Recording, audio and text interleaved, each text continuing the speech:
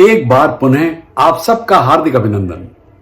आज की कहानी का नाम है पुलाव में कंकड़। ये कहानी मेरे साथ साझा की है श्री सुहास आचवट जी ने, जो खुद एक रेस्टोरेंट के मालिक हैं। धन्यवाद आपका सुहास जी। तो कहानी कुछ यूं है कि एक रेस्टोरेंट में एक शेफ ने अच्छे बासमती चावलों का उपयोग करके बहुत स्वादिष्ट पुलाव बनाया। जैसे ही पुलाव तैयार हुआ, उसकी सुगंध चारों ओर फैल गई। रेस्टोरेंट में मौजूद सभी लोगों के मुंह में पानी आ गया। करीब 100 लोगों को पुलाव परोसा गया। जैसे ही लोग पुलाव खाना शुरू करने वाले थे कि शेफ ने आकर उन्हें रोका और कहा कि पुलाव में एक छोटा कंकड़ है। चूंकि वो कंकड़ चावल के दाने के समान रंग और आकार का था, इसलिए शेफ को नहीं मिला। फिर शेफ ने कहा कि वो कंकड़ किसी की भी थाली में आ सकता है, इसलिए लोगों को पुलाव खाते समय सावधानी बरतनी होगी, क्योंकि अगर वो कंकड़ कहीं गलती से दांतों के बीच आ गया तो वे टूट सकते हैं। अब देखिए, उस पुलाव का स्वाद अच्छा था, महक भी बढ़िया थी, लेकिन खाने का मजा किरकिरा हो गया।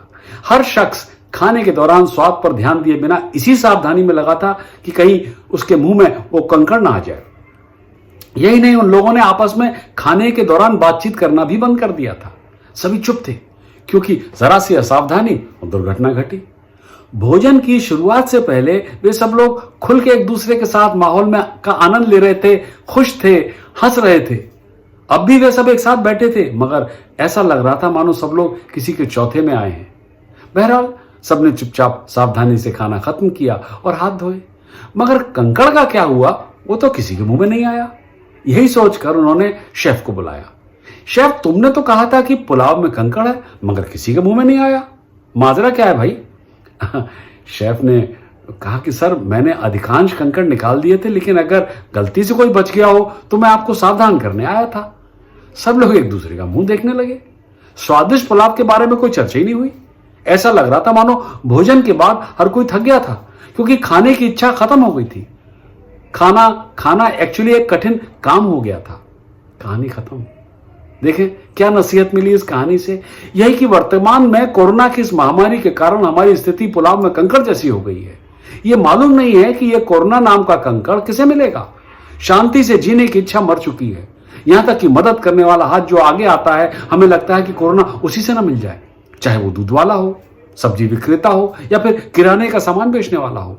जीवन की हर जरूरत का सामान खरीदते समय हम ये चिंता कर रहे हैं कि इसके साथ कहीं कोरोना का वायरस तो नहीं, और इसी खौफ में हमने मानो जीना ही छोड़ दिया है।